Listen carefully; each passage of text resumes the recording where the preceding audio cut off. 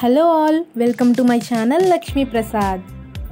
ఇవాల్టి special chicken gravy curry చపాతీలోకి కానీ రైస్లోకి కానీ చాలా బాగుంటుంది. ఒకసారి చూసి ట్రై చేసేయండి. మరి ఇంకెందుకు లేటు, ప్రాసెస్లోకి వెళ్ళిపోదామా? ముందుగా పొయ్యి వెలిగించి కుక్కర్ పెట్టుకొని అందులో ఆయిల్ వేసుకోండి. ఆయిల్ హీట్ అయిన తర్వాత ఉల్లిపాయ ముక్కలు, పచ్చిమిర్చి ముక్కలు వేసుకొని అందులో ఉప్పు, పసుపు వేసుకొని కలుపుకోవాలి.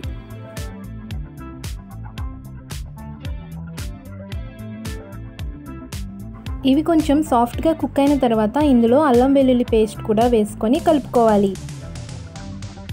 అల్లం వెల్లుల్లి పేస్ట్ పచ్చివాసన పోయి ఆయిల్ సపరేట్ అయ్యేంత వరకు ఫ్రై చేసుకోవాలి.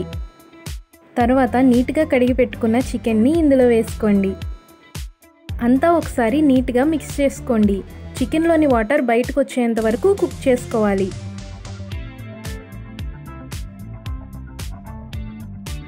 ఇలా వాటర్ అంతా బయటకు వచ్చాక ఇందులో కారం వేసుకోవాలి. నేను ఇక్కడ 7 స్పూన్స్ ఆఫ్ కారం వేస్తున్నా. మీరు మీ టేస్ట్కి తగ్గట్టు అడ్జస్ట్ చేసుకోవచ్చు. తర్వాత కొంచెం వాటర్ కూడా పోసుకొని బాగా కలుపుకోవాలి. తర్వాత కుక్కర్ మూత పెట్టుకొని విజిల్ని కూడా ప్లేస్ చేసుకోవాలి. ఆఫ్టర్ 7 విజిల్స్ కూర చూడ్డానికైతే ఇలా ఉంటుంది. ఇప్పుడు మళ్ళీ స్టవ్ వెలిగించి ఇందులో చికెన్ మసాలా వేసుకోవాలి. ఈ గ్రేవీ అంతా చిక్కబడేంత వరకు మధ్య మధ్యలో కలుపుతూ ఉండాలి. ఇప్పుడు ఇందులో కొంచెం గరం మసాలా కూడా వేసుకొని కలుపుకోండి.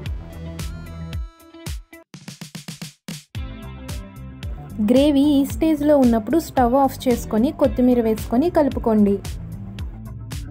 ఈ చికెన్ గ్రేవీ కర్రీ చపాతీతో కానీ, రైస్తో కానీ, పరాటా కానీ, జొన్న రొట్టె కానీ దేంతో సర్వ్ చేసినా చాలా బాగుంటుంది.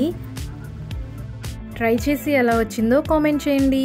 Thank you for watching. Bye bye.